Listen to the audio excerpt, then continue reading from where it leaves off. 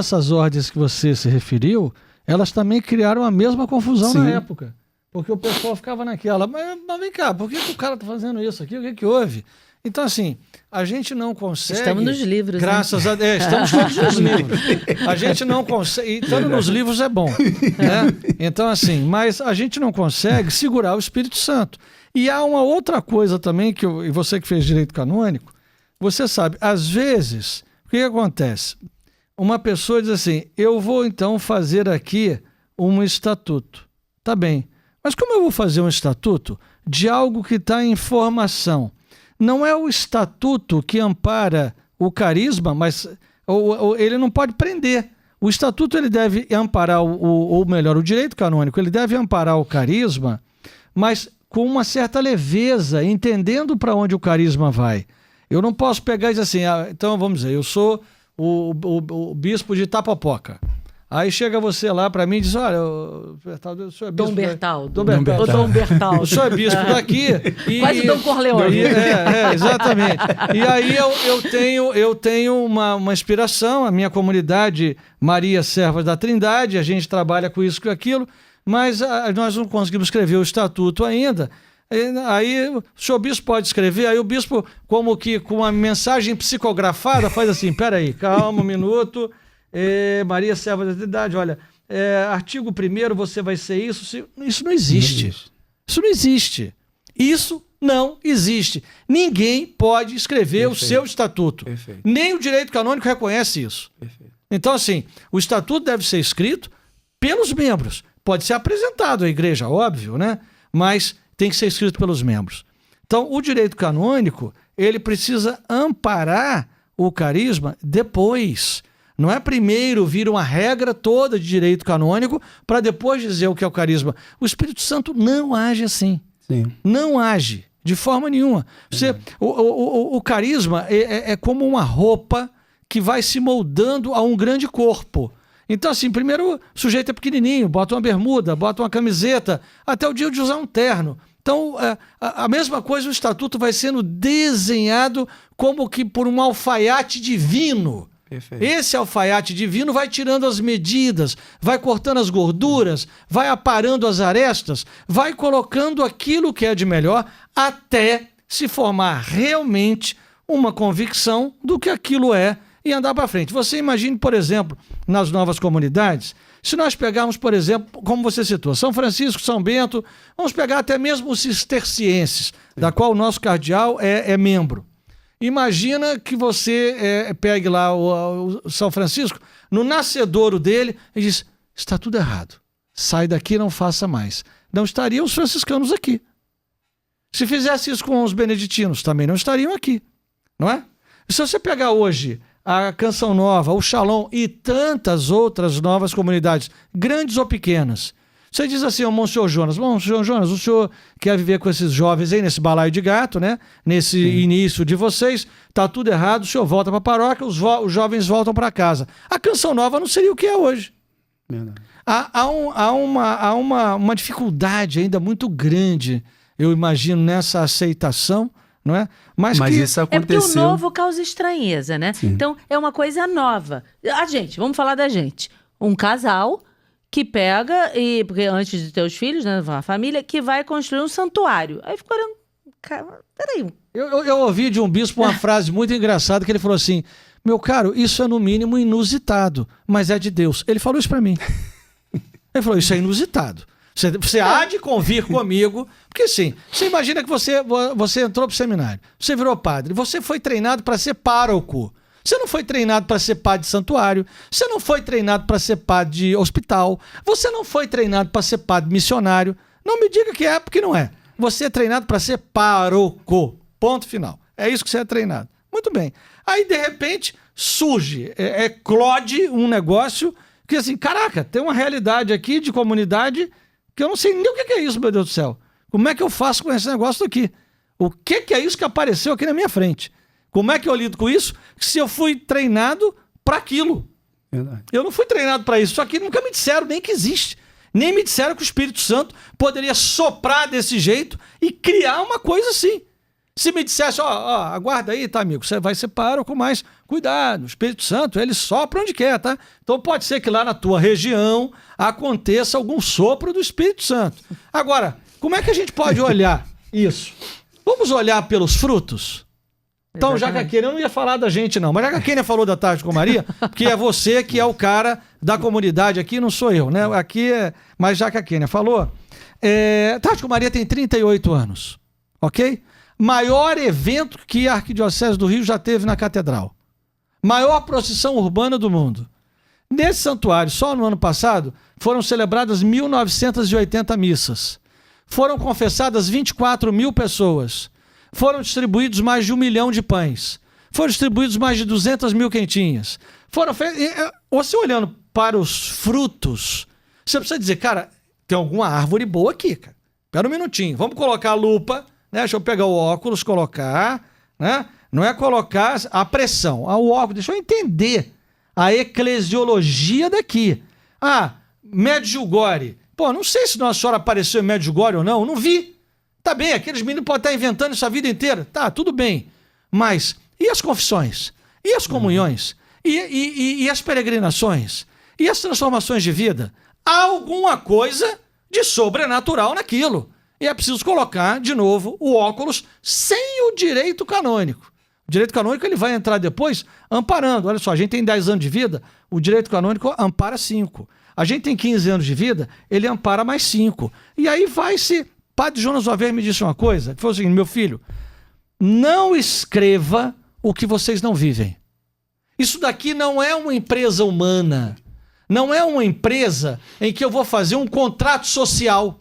Tanto é que lá atrás, Dom Eusébio, falecido Dom Eusébio, que era cardeal, quando foi cardeal do Rio, ele botou que a gente ia atender a população carcerária. Então, ele lá naquela reunião, ele falou assim, ele começou a ler o estatuto, que nós escrevemos.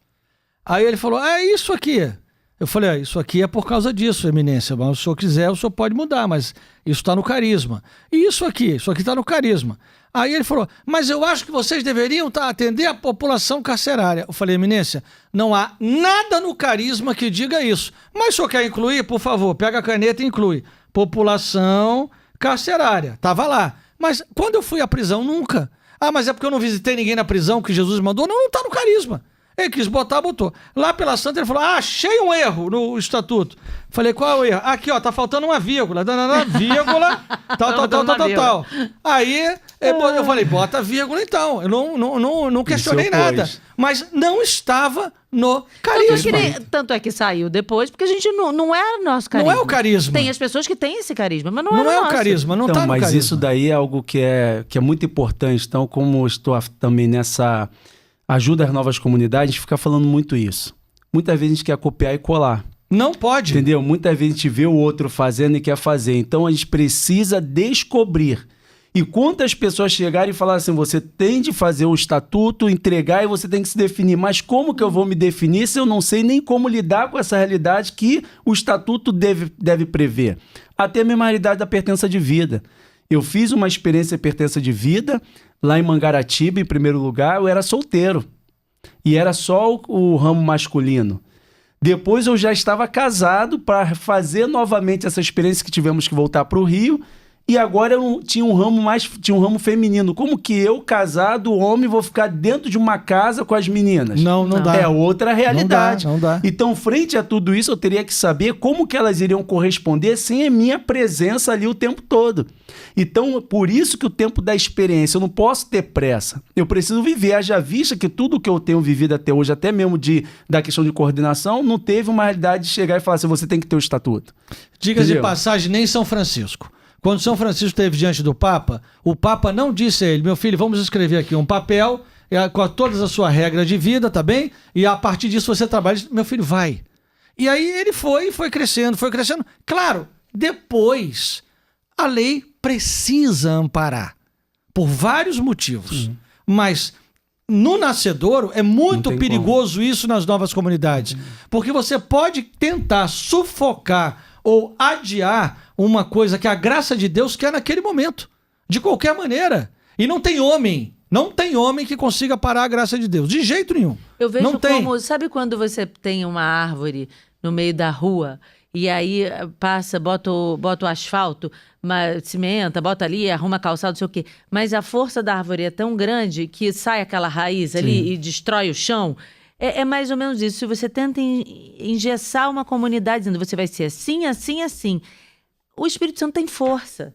Ele vai destruir aquilo e vai sair daquela barreira, porque você não pode engessar. Você não pode tem dizer que ter uma reta intenção de coração, você tem que ter uma fidelidade à igreja muito grande, uma obediência, mas assim, tudo isso é preciso que... Daí eu não estou dizendo do nosso caso, é o que o Monsenhor Jonas disse, não escreva um organograma, não escreva, Espírito Santo não escreve organograma, ele não escreve, ele não faz isso.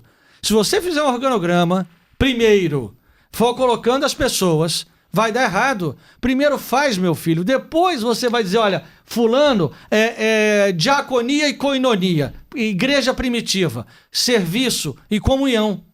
Primeiro é isso, comunhão e serviço. Perfeito. Depois se ampara tudo que tem que se amparar, não é? Perfeito. Senão não dá. Então, esse caminho, ele é um caminho autêntico, para que tenha autenticidade do carisma. Só que existe 2 movimentos. A pressão que a igreja que eu falo no sentido da liderança, coloca sobre os fundadores, que já tem que fazer algo, e a pressão também do fundador, que quer também já arquitetar tudo, articular tudo, definir tudo. Então a gente precisa também saber esse time certo. Não demorar muito, mas também não apressar o tempo. Então, essa figura que você trouxe foi muito boa, a analogia, todas as analogias que você fez aqui foi de sabedoria. A gente viu aqui palavra de sabedoria que você trouxe sobre essa questão do estatuto. E a mesma coisa, depois que eu me casei, veio os filhos. Eu sou homem, eu tenho na minha essência de ser pai, mas eu estou até hoje aprendendo a ser pai. Eu vou para a faculdade de Direito, depois eu me torno advogado. A gente vai aprendendo a advogar. Então, todo o caminho é assim. Então, a pessoa entra ou inicia um caminho de comunidade, ela também vai aprendendo a ser comunidade. Porque ela vai entender que Deus colocou ela ali também como um meio salvífico para a vida dela, porque causa também uma identidade mais profunda. Porque o Catecismo da Igreja vai dizer que o batismo sacramental é o mais belo e magnífico dom de Deus, número 1216. Quando a gente vê que o fundamento da nossa existência é o batismo, ótimo, eu sou filho amado de Deus. A mesma experiência que Jesus teve com João Batista no Rio Jordão, eu tive quando eu fui na pia batismal. É que ninguém vê como João Batista, o céu se abriu, o Pai falando e o Espírito descendo, mas é a mesma experiência.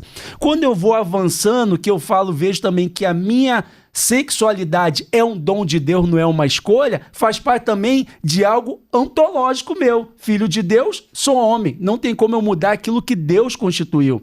A partir dessa experiência que eu estou caminhando com aptidão para discernir uma vocação. E aí o que acontece? Querer discernir uma vocação sem descobrir quem você é, sem saber de fato essa experiência do autoconhecimento, sem saber de fato o que você é chamado a ser. Aí causa as confusões. Aí eu vou querer colocar uma roupa mais apertada. A roupa que eu falo aqui, o carisma. Sim. O carisma vai me sufocar, porque eu estou pegando o carisma que é do outro, que não é para mim. Eu estou pegando uma missão, vai lá na carcerária. Vai no hospital, eu estou pegando algo que aquilo vai me cansar, eu vou me perder. Quando eu deveria estar investindo tempo para discernir qual é a roupa adequada para cada tempo. O padre Jonas me disse isso. O padre Jonas foi meu diretor espiritual durante muito tempo. Dom Rafael também. Rafael, depois, os dois. Então, assim, o padre Jonas, às vezes eu falava alguma coisa com ele e eu tive a graça de encontrá-lo muitas mesmo, né? Como diretor espiritual, eu e ele. Então, assim, pelo menos nos encontrávamos só para a direção espiritual 4 vezes por ano. A cada 3 meses nos encontrávamos. E nos encontrávamos para outras coisas também. Bom, aí ele me disse uma vez, eu disse, padre, o senhor não acha que a Canção Nova poderia fazer isso? Ele disse, isso não está no carisma, meu filho. Ele já sabia o que não era. Então, assim, eu acho que ao longo da minha vida eu tive um treino muito grande com ele, um amparo muito grande com os bispos, seja com o Dom Vaz, com o Dom Rafael, com o Dom Eugênio, enfim, e até hoje, com os bispos que aqui estão, mas com o Dom Edson. Veja, e também experimentei um pouco do Shalom, vi um pouco do Shalom. Tanto que em determinado momento estávamos, Kênia e eu, fazendo caminho com a Canção Nova, porque nós sabíamos que Deus nos queria consagrados. Isso já estava dentro. Mas não existia santuário, não existia nada do tamanho que é hoje, absolutamente. A gente entendia que a gente tinha um chamado para servir E ainda não sabia de uma qual. forma mais profunda, mas a gente não sabia qual. E a gente falou, será que Deus quer a gente dentro da Canção Nova? E a gente foi fazer uma E experiência. aí o que é que pra Deus ver. disse lá no último dia da última porta do caminho? Os quero consagrados, mas não aqui. Entende? Então, e nós nem tínhamos ideia, a essa altura do campeonato, que um dia haveria uma casa da tarde com Maria chamada Capela das Aparições. Porque essa é a verdade dos fatos, né? A Capela das Aparições, mais do que um santuário, o santuário é para o povo que está na rua, né? Aqui é a nossa casa, aqui é o local de desenvolver o carisma desta associação. Eu encaro assim como uma coroação de Nossa Senhora quando a Tarde com Maria fez 25 anos, foi sagrado o altar aqui. Então a Nossa Senhora dizendo, agora que vocês têm a maturidade dessa bodas de prata, tá aqui. É como se fosse a joia da coroa, tá aqui, entendeu? Isso. É um presente. Eu sempre associo a essa joia dessa coroa a coroa de espinho. Não deixa de ser. Não é essa coroa que você está imaginando.